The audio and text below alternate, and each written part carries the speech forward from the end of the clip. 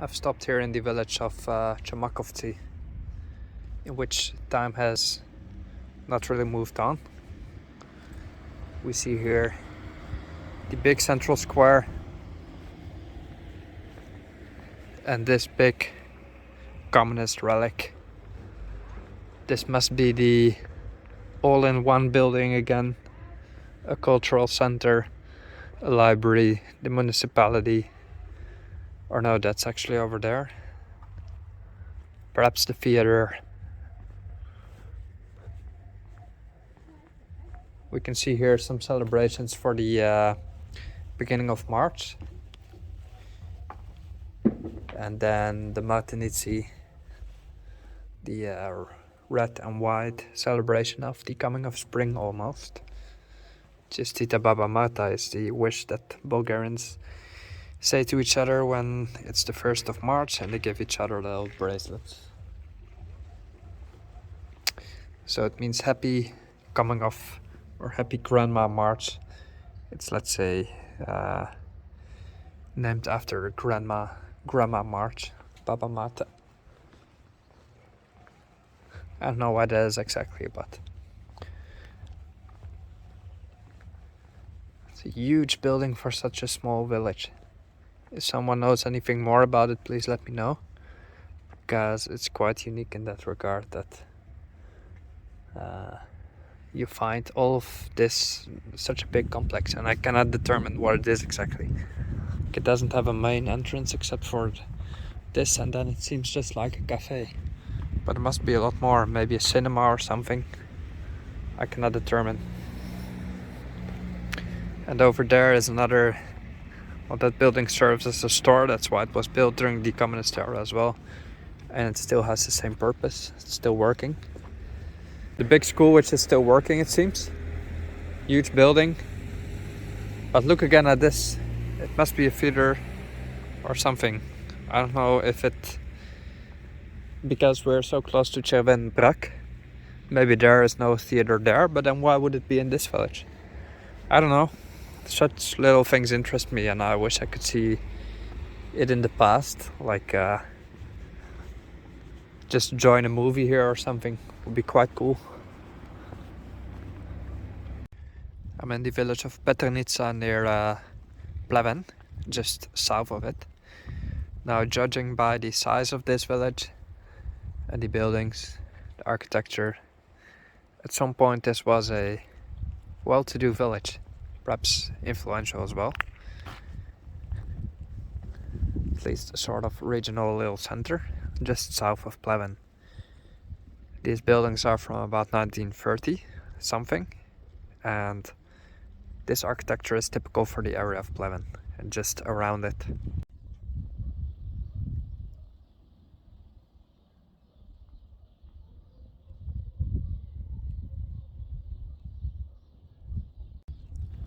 Here's the church of the village of Patanitsa.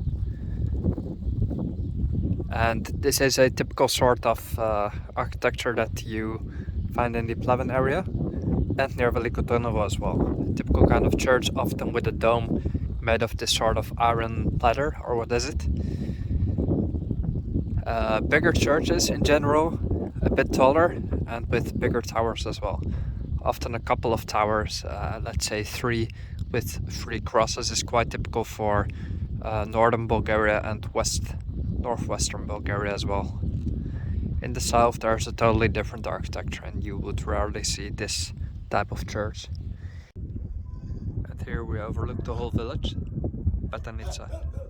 You can just see the architecture, that the houses are pretty much the same, with little arch in the middle of them. I like this type of architecture, and it's very typical for this area.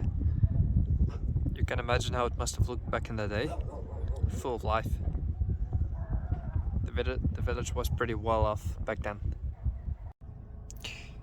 Pleven, 23 kilometers. Telish, 15. Sadovets, 7. I've never been to Telish or Sadovets. And that's nice. When you go deep into the provinces, you'll find many places you've never heard of.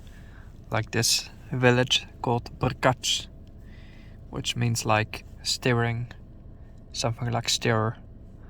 like you steer in a pot or something. Bulgarian. Interesting little places you would otherwise never come.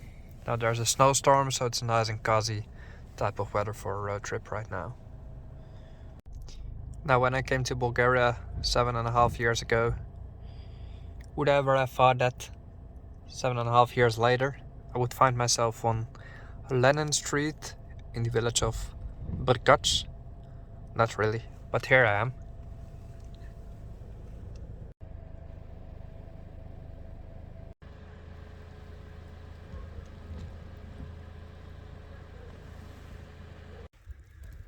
A row of abandoned houses here in the village of Peternitza, in the old type of architecture. There's few people left here, and also it's snowing, so people wouldn't go outside except if going to the store for coffee or whatever. Look at this big truck. We're in the center of the town that is probably still used to take big trees from the forest for firewood. We're right here in the city of Lovech. I've been here many times, but never really shot a vlog here, so I'm not gonna do a full report on the city. Just showing the little area of Varosha here, which is quite historical, famous for Bulgarian history. Also in terms of the uprising against the Ottoman Empire. It's a town of museums, such as the Vasilevskiy Museum right here. And there's a nice view from the top of the mountain right there, where there's also a big fortress. In either case, I had a little accident with a car.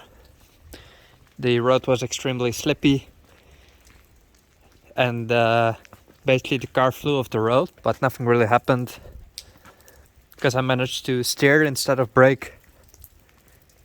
One time my parents gave me a course in that, in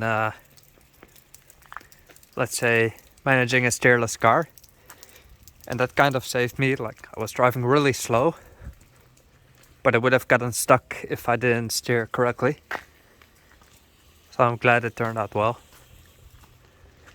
Except the bumper is a little damaged, but that doesn't really matter, it can be fixed easily.